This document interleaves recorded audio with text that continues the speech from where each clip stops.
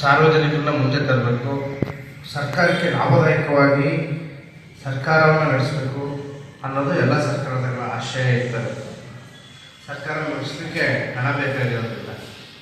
ಆದರೆ ಹಣನ ಯಾವ ಥರ ಕ್ರೋಢೀಕರಿಸಬೇಕು, ಯಾವ ಥರ ತೆರಿಗೆನ ಸಂಪಾದನೆ ಮಾಡಬೇಕು ಅನ್ನೋ ಒಂದು ದೂರದೃಷ್ಟಿಯನ್ನು ಇಟ್ಕೊಂಡು ಮತ್ತು ಅದ್ರ ಬಗ್ಗೆ ಸರಿಯಾದ ರೀತಿ ವಿವೇಚನೆ ಇಟ್ಕೊಂಡು ಸರ್ಕಾರ ನಡೆಸಿದಾಗ ಮಾತ್ರ ಅಂಥ ಸರ್ಕಾರಗಳು ಸಾರ್ವಜನಿಕರ ಮನಸ್ಸಲ್ಲಿ ಶಾಶ್ವತವಾಗಿ ಉಳಿತವೆ. ಆದರೆ ಇವತ್ತಿನ ಸರ್ಕಾರ ನಮ್ಮ ರಾಜ್ಯ ಸರ್ಕಾರ ಏನು ಮಾಡ್ತಾ ಇದೆ, ಇವರ ಬಿಟ್ಟಿ ಬಾಕಿಗಳಿಗೆ ಹಣ ಕ್ರೋಢೀಕರಿಸೋ ಉದ್ದೇಶದಿಂದ ಹೇಗಾದ್ರೂ ಮಾಡಿ ತೆರಿಗೆ ಸಂಪಾದನೆ ಮಾಡಬೇಕು ಅನ್ನೋ ಒಂದು ದುರಾಲೋಚನೆಯಿಂದ ಕನ್ನಡಿಗರಿಗೆ ಒಂದು ದೊಡ್ಡ ದ್ರೋಹವನ್ನು ಮಾಡಲಿಕ್ಕೆ ಹೊರಟಿದೆ. ಏನ ದ್ರೋಹ ಅಂತಂದ್ರೆ, ಇದೇ ತಿಂಗಳು 7ನೇ ತಾರೀಕು ಚಾಮರಾಜನಗರದ GH ಪಟೇಲ್ ಸಭಾಂಗಣದಲ್ಲಿ ಅಬಕಾರಿ ಇಲಾಖೆಯವರು ಈ ಹರಾಜಿನ ಕಾರ್ಯಾಗಾರವನ್ನು ಕೂಗಿದರು. ಆ ಕಾರ್ಯಾಗಾರಕ್ಕೆ ನಾವು ಸಹ ಹೋಗಿದ್ವಿ, ನಾನು ಅದರಲ್ಲಿದ್ದೆ.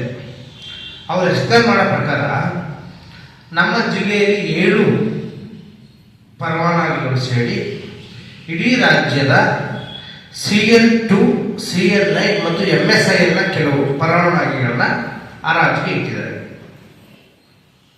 ಏನು ಮಾನದಂಡಗಳನ್ನ ಅನುಸರಿಸಿದ್ದಾರೆ ಇವರು ಅಂತಂದ್ರೆ,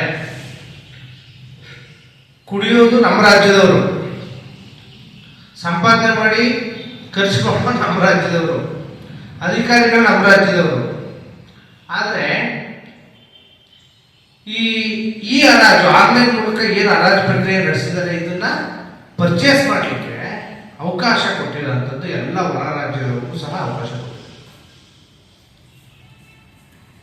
ಯಾವುದು ಇವೆಲ್ಲ CL2, CL9, MSI ಹರಾಜಕ್ಕೆ ಬಂದಿದ್ದಾವೆ? ಏನಿವೆಲ್ಲ?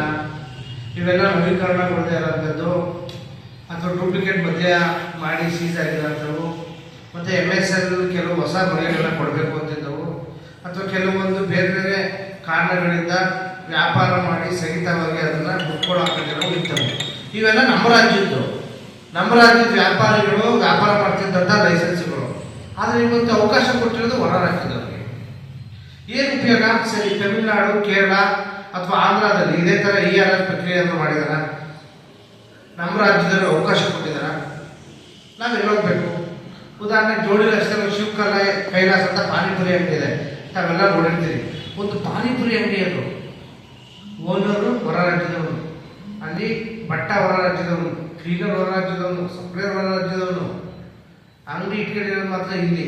ಒಂದು ಪಾನಿಪುರಿ ಅಂಗಡಿ ಒಂದು ಹೋಟೆಲ್ನಲ್ಲೇ ಈ ಥರ ವ್ಯತ್ಯಾಸ ಇದ್ದಾಗ ನೀವು ಇದನ್ನ ನಾಳೆ CL9 ಏನಿದು ರೆಸ್ಟೋರೆಂಟ್, ಈ ರೆಸ್ಟೋರೆಂಟ್ ಕೊಡ್ತೀರಿ.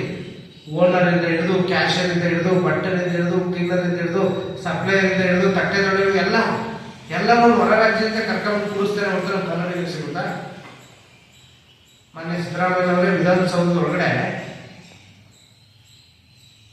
ದೀರ್ಘ ಗೊತ್ತಾ, ಸಂಧಿ ಗೊತ್ತಾ, ಕರ್ನಾಟಕದ ಇತಿಹಾಸ ಗೊತ್ತಾ, ಕನ್ನಡ ಬರೆಯಕ್ಕೆ ಗೊತ್ತಾ ಅಂದರೆ ಮಾತ್ರ ಕನ್ನಡಿಗ ಉದ್ಧಾರ ಆಗಲ್ಲ. ನಿಮ್ಮ ಕನ್ನಡದ ಅಭಿಮಾನವನ್ನ ಇದರಲ್ಲಿ ತೋರಿಸ್ಬೇಕು, ಕನ್ನಡಿಗರಿಗೆ ಅವಕಾಶ ಸೃಷ್ಟಿಸಿಕೊಡೋದು ತೋರಿಸ್ಬೇಕು. ಇದು ಮೊದಲು. ಎರಡನೇ ಇದರಲ್ಲಿ